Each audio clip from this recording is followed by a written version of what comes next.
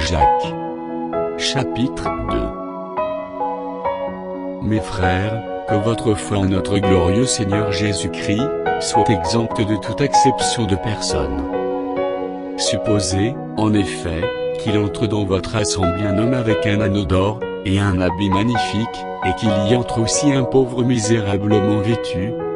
Si, tournant vos regards vers celui qui porte l'habit magnifique, vous lui dites, « Toi, assieds-toi ici à cette place d'honneur. » Et si vous dites au pauvre, « Toi, tiens-toi là debout. » Ou bien, « Assieds-toi au-dessous de mon marchepied. » Ne faites-vous pas en vous-même une distinction, et ne jugez-vous pas sous l'inspiration de pensées mauvaises?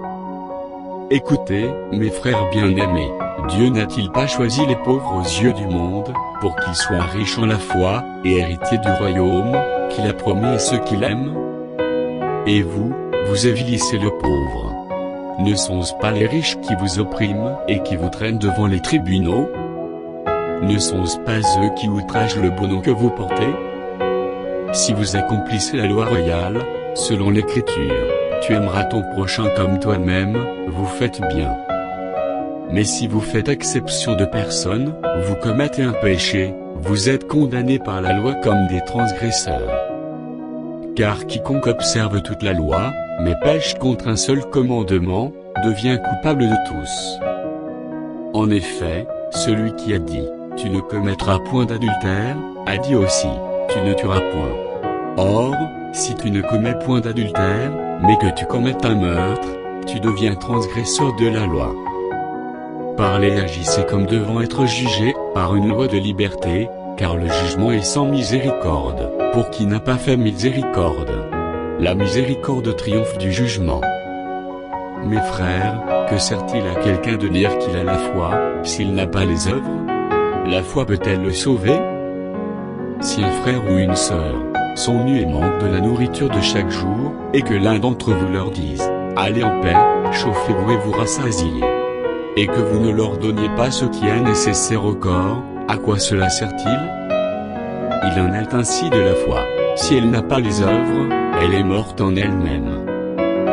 Mais quelqu'un dira, « Toi, tu es la foi, et moi, j'ai les œuvres. Montre-moi ta foi sans les œuvres, et moi, je te montrerai la foi par mes œuvres. » Tu crois qu'il y a un seul Dieu, tu fais bien, les démons le croient aussi, et ils tremblent.